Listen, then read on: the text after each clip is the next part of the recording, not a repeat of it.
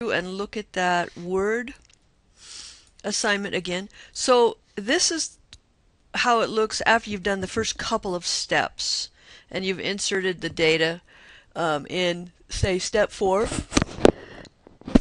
Now, the next one, you're just going to go through, manipulate the data as it says. But I want to show you clear down here at the bottom where we're doing, let me see. Anyway, where you're doing this one, you're setting tabs. Okay, so for me, the easiest way to set a tab is just double click. But I'm going to highlight these. You can do it a couple ways. I'm going to double click right here. And now I already have one tab, but I missed, so I need to change that to 1.5. And I'm going to hit set. And I want to delete that one because that was wrong. Okay, so 1.5, we have that one set. Okay, now the next one it asks you to do is to set a tab at 5. So we're going to go 5. It wants it to be right, and it wants to have a 2-leader line, and that's that right here. And you have to hit set, and then OK, and presto, that's what it should look like. So you can see that your tabs are set at 1.5 and 5, and you have these little dots, and that's a leader line. Now if you don't like these little P's, my cursor, and you just unclick that. Okay.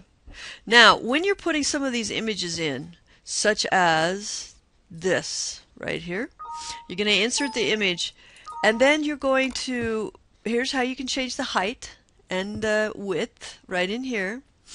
Here's some picture effects, and then you're going to go over here and you can do change picture, artistic effects, and all of this kind of stuff. So you're going to have the paintbrush and for the next one. But anyway, that's just some ideas of how to do this one, this picture. And this right here is obviously a smart art. And it is under, you're going to do insert smart art, it's under process, and it's this one right here. And you're going to change the color and do all of this stuff. So change the colors right here. It's this one right there. You're just going to select it. And then you'll type this information in right here. And then you have to size it. So you want to make sure you click up here and format, because you want to get it at the right size. So it has to be 2 inches. If it's more than that, it messes everything else in your document up. And finally, you're doing this text box. And you're typing it, and you're just drawing a text box, so it will be insert, text box, draw text box, and then you just draw like that.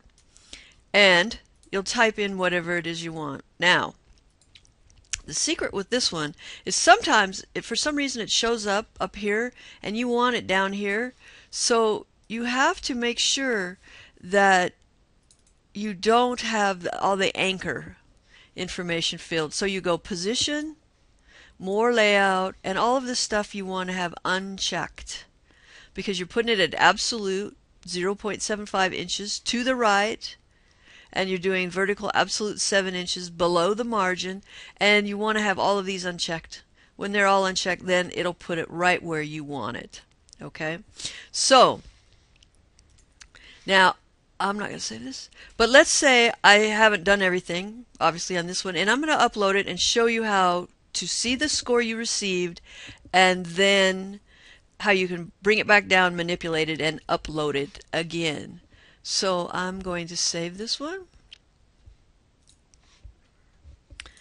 And let me get rid of this one. Okay, so I'm going to go course content, and I'm going to upload it. Let's see what we have here. Okay, yep. Right here, I'm in week 3. I'm going to assignments. I'm going to case grader. And yeah.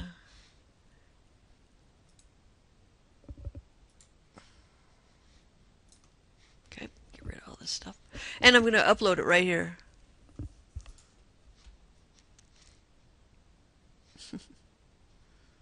So I'll hit browse. I'm going to look for it. I don't know why these are staying up. Okay, we'll get rid of you. Let's just get rid of half of this stuff. Okay, so we're looking for it, and I put that on my desktop, so we're going to go all the way down here. I just had too many windows open, and I think it was this one right here. And we'll say upload. Takes it a minute. And so let's look at this. I've done this a few times, and that's why there's a mix-up. So let's just take a look at this one, and you can see, oh, I earned 21%. So I want to, here's the submitted file, so I know where it is. So now I'm going to look at the summary report. That'll tell me what I missed. And you can click these little arrows right there, and it'll go through and tell you what you missed, why you missed things, what you didn't do. But personally, and you can print this, which is a good idea, because then you can see what you missed, you can print it off, and you can fix it. I like the marked up report better, and I would print this one, because every little red X like this you can click on, and it tells you exactly what you didn't do. So it will say, ooh, you didn't do this or you didn't do that. So here it says, I did not center the paragraph. So I received 0 points. So I can take my same document that I submitted. I don't have to drop it down or anything. It's still sitting where I left it. I can figure out what I missed, and then I can fix that, hit save, not save as, just hit save, and upload it again. And then I should receive 100. So I can't do it again because I have too many attempts. But you can see you can do this many times. So I think you have 4 or 5 times. I thought it was unlimited, but apparently not. So you can see I've tried it. I did a 1%, then I did 21%, and then I did 100%. So if you look at that 100%, you can look at my marked up report, and it will say, presto, I did everything perfectly, because I'm awesome. So that's how you do it, and that's how you're going to do it on your exam. When you do your exam, you'll have a case grader, and then you'll have one of these production exams. And on the case grader, you get 2 tries. And you don't have to do the case grader at a testing center. Now, if you're not on campus or in Burley or Gooding, you must get somebody to contact me who can be your proctor. A proctor has to be somebody at a library or a school or another college. So you need to get that one taken care of right now, and they will email me from their high school or college or library email address, and I send them the passwords. And then you go in, all they have to do is type in the password. From then on, the software takes care of it.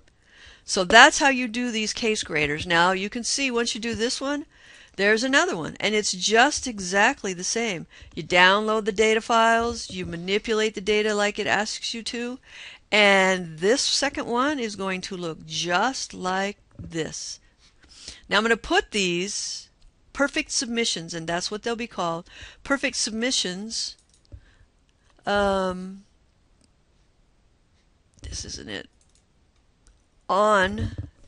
This is the one we just did, but I will put the other one out there too, so that every time there will be an example of what you're doing, how that should look.